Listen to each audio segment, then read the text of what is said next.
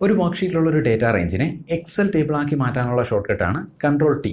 Ctrl+Shift+L എന്നത് ഒരു data റേഞ്ചിന് ഫിൽറ്റർ അപ്ലൈ ചെയ്യാനും ഫിൽറ്റർ റിമൂവ് ചെയ്യാനുള്ള ഷോർട്ട് കട്ടാണ്.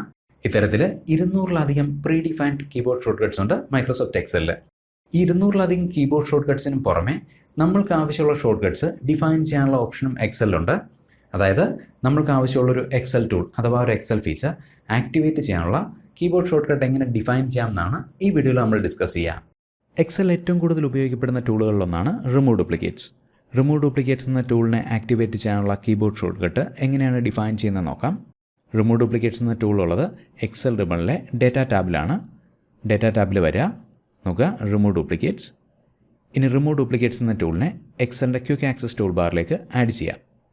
അതിനുവേണ്ടി ഇവിടെ റൈറ്റ് ക്ലിക്ക് ചെയ്യുക, add to quick access tool bar. നോക്കുക റിമൂവ് ഡ്യൂപ്ലിക്കേറ്റ്സ് എന്ന ടൂൾ എക്സലിൻ്റെ ക്വിക്ക് ആക്സസ് ടൂൾ ബാറിലേക്ക് ആഡ് ചെയ്യപ്പെട്ടു. ക്വിക്ക് ആക്സസ് ടൂൾ ബാറിൻ്റെ പ്രത്യേകത ഇതാണ്. ഇവിടെ അറേഞ്ച് ചെയ്തിട്ടുള്ള ഏതൊരു ടൂളിനെയും ഓൾട്ട് കീയുടെയും കറസ്പോണ്ടിങ് ആയിട്ടുള്ള നമ്പർ കീയുടെയും സഹായത്തോടു കൂടി ആക്ടിവേറ്റ് ചെയ്യാൻ സാധിക്കും. ഞാൻ കീബോർഡിലെ ഓൾട്ട് കീ പ്രസ് ചെയ്യുന്നു. നോക്കുക ഇവിടെ അറേഞ്ച് ചെയ്തിട്ടുള്ള ഓരോ ടൂളിനും മുകളിൽ ഒരു നമ്പർ വന്നത് കാണാം. 1 2 3 4. റിമൂവ് ഡ്യൂപ്ലിക്കേറ്റ്സിൻ്റെ മുകളിൽ 4 എന്ന നമ്പറാണുള്ളത്. അതായത് ഓൾട്ട് 4 പ്രസ് ചെയ്ത് കഴിഞ്ഞാൽ റിമൂവ് ഡ്യൂപ്ലിക്കേറ്റ്സ് എന്ന ടൂൾ ആക്ടിവേറ്റ് ചെയ്യപ്പെടും.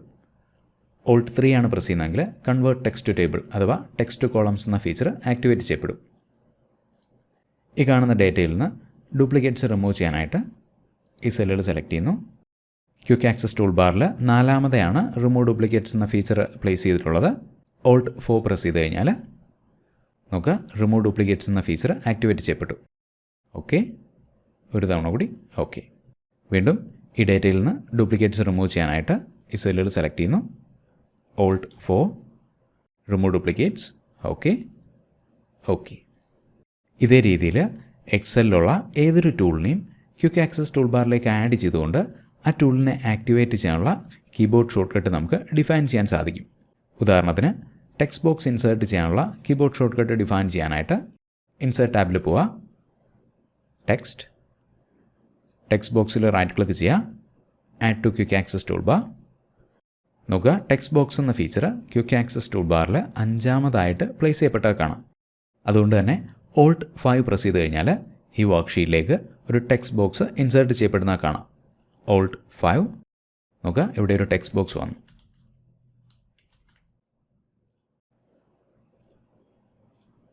വീണ്ടും ഓൾട്ട് 5. ഇനി ഈ ടൂൾസ് ആക്ടിവേറ്റ് ചെയ്യാനുള്ള ഷോർട്ട് കട്ട്സ് റീഡിഫൈൻ ചെയ്യണമെങ്കിൽ ഉദാഹരണത്തിന് ഓൾട്ട് 1 പ്രസ് ചെയ്യുമ്പോൾ ടെക്സ്റ്റ് ടു ടേബിൾ അഥവാ ടെക്സ്റ്റ് ടു കോളംസ് എന്ന ഫീച്ചർ ആക്ടിവേറ്റ് ചെയ്യണമെങ്കിൽ ഈ ഫീച്ചറിനെ ക്വിക്ക് ആക്സസ് ടൂൾ ബാറിൽ 1-മതായിട്ട് പ്ലേസ് ചെയ്യുക. അതെങ്ങനെയാണ് ചെയ്യുന്നത് നോക്കാം. ക്വിക്ക് ആക്സസ് ടൂൾ ബാറിൽ റൈറ്റ് ക്ലിക്ക് ചെയ്യുക, customise quick access tool bar. നോക്കുക ക്വിക്ക് ആക്സസ് ടൂൾ ബാറിലേക്ക് നമ്മൾ ആഡ് ചെയ്ത ഫീച്ചേഴ്സ് ഇവിടെ ലിസ്റ്റ് ചെയ്തിരിക്കുന്ന കാണാം. കൺവേർട്ട് ടെക്സ്റ്റ് ടു ടേബിൾ എന്ന ഫീച്ചറിനെ ഈ ലിസ്റ്റിൽ 1-മത് കൊണ്ടുവരാനായിട്ട് ഇവിടെ ക്ലിക്ക് ചെയ്യുന്നു, മൂവ് അപ്പ്. റിമൂവ് ഡ്യൂപ്ലിക്കേറ്റ്സ് ഈ ലിസ്റ്റിൽ 2-മത് വരണമെങ്കിൽ ഇവിടെ ക്ലിക്ക് ചെയ്യുക, മൂവ് അപ്പ്. ഓക്കെ, നോക്കുക കൺവേർട്ട് ടെക്സ്റ്റ് ടു ടേബിൾ അഥവാ ടെക്സ്റ്റ് ടു കോളംസ് എന്ന ഫീച്ചർ ക്വിക്ക് ആക്സസ് ടൂൾ ബാറിൽ 1-മത് പ്ലേസ് ചെയ്യപ്പെട്ട കാണാം. ഈ സെല്ലുകൾ സെലക്ട് ചെയ്യുന്നു, ഓൾട്ട് 1 ടെക്സ്റ്റ് ടു കോളംസ് എന്ന ഫീച്ചർ ആക്ടിവേറ്റ് ചെയ്യപ്പെട്ടു.